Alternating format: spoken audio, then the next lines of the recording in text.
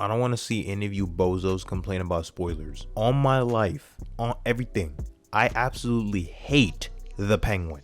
I completely despise the Penguin. I loathe the Penguin. When I say I hate the Penguin, I don't mean the show or how it's written, okay? The show's writing is top tier. Every actor in this series was on their A game. Not a single performance was phoned in. The writing throughout all 8 episodes never got stale or boring, nor did it suffer from bad pacing. No filler episodes that felt too short and added nothing of value. Oz Cobb himself is extremely well written. I just hate him in a sense where I actually want to put my hands on this nigga. I'm gonna need Bruce in the Batman Part 2 to immediately beat the brakes off the Penguin. I sentence thee to Arkham Batman levels of butt whooping. Hold on a bloody minute!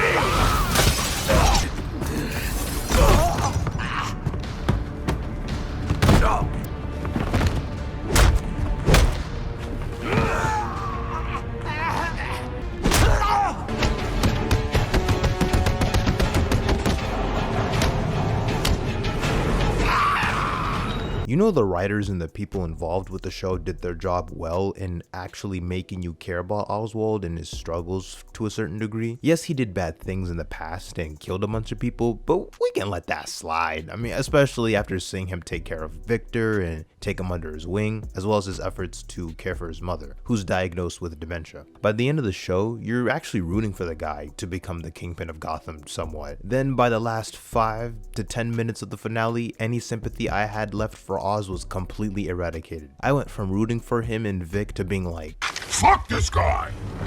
I'm so glad the writers didn't have the urge to have a show that's supposed to be centered on a comic book villain, but said character acts more like an anti-hero or is just a straight up hero. You feel bad for him, yes, but they made sure to remind you, hey, this man Oswald Cobb is not a good person. He is a straight up menace who will do anything it takes to win. The catalyst for the entire series happens in the first 10 minutes of the pilot where he shoots Alberto Falcone simply due to the fact he disrespected him.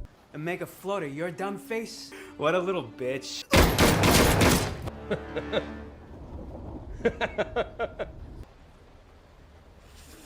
Let's see, he tried to put the Maronis and Falcones against each other, burnt Salvatore Maroni's wife and son to a crisp, caused Salvatore Maroni himself to die from a heart attack. What'd you say? I didn't hear you. Say it again.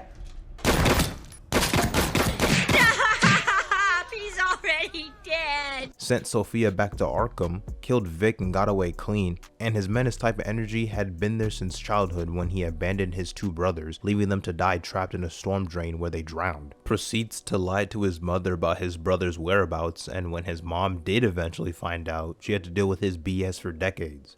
You're a disappointment. You're a waste of space. I wake up every goddamn day sick that I'm your mother. I should have let Rex kill you when I had the chance.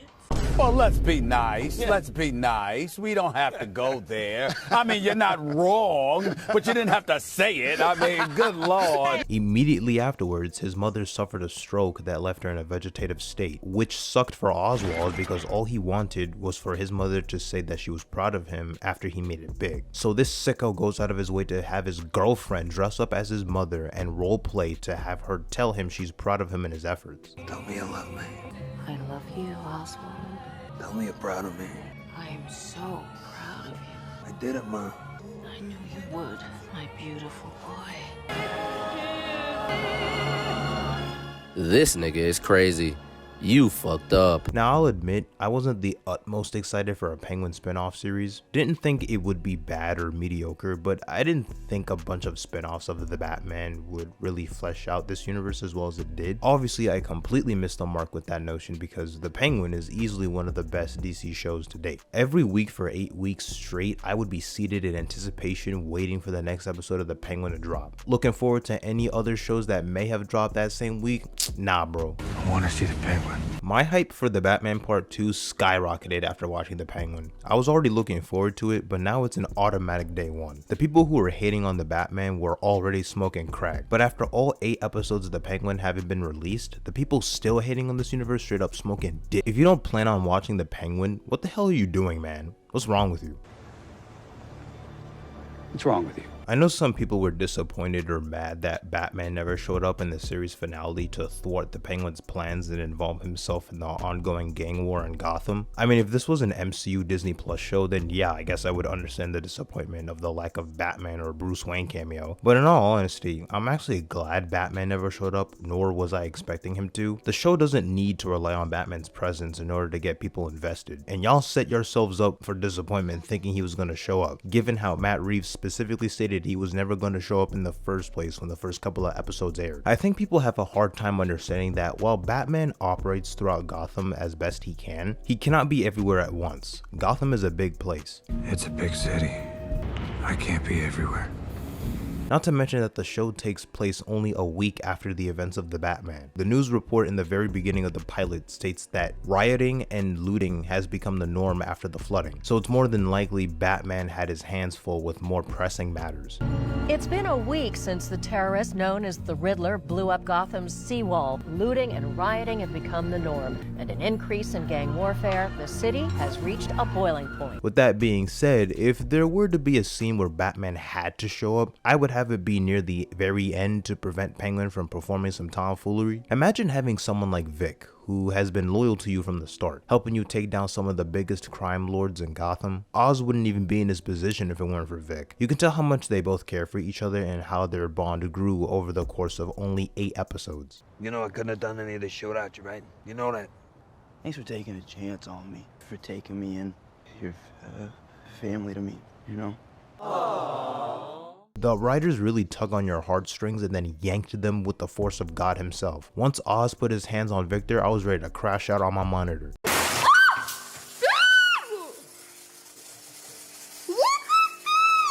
Batman stopping the Penguin beforehand would have prevented my soul from getting ripped in 2. Where was you when I needed you, nigga? The show properly fleshes out the universe in delving deeper into Gotham's corruption and the struggles certain characters had to endure, whether it would be Victor having to live on the streets after the Riddler flooding, or especially Sophia Falcone and why she acts the way she does throughout the course of the series. I don't think the psychological effects of being an Arkham inmate have ever been conveyed as effectively as they are in this show in live action. The way Arkham inmates are treated, along with the corrupt city officials like the councilman, further highlights the influence Carmine Falcone had and justifies Batman's existence, given how broken the system is. And look, I understand that Sophia Falcone is a little cuckoo for Cocoa Puffs after being framed for something she didn't do and spending 10 years in Arkham State Hospital. However, I think I can fix her.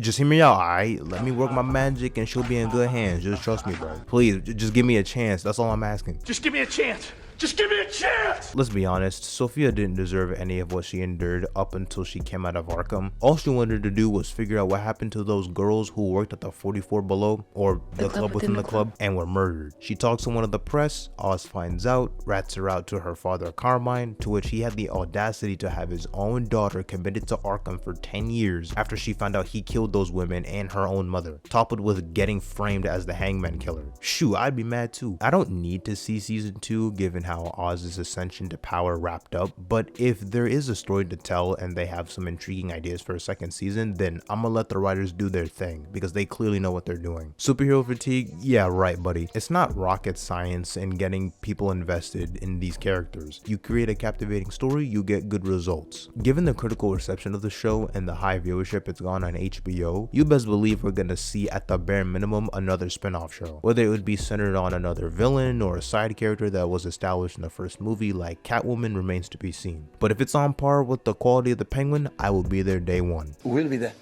Do you care though? We'll be there. PSG? We will be there.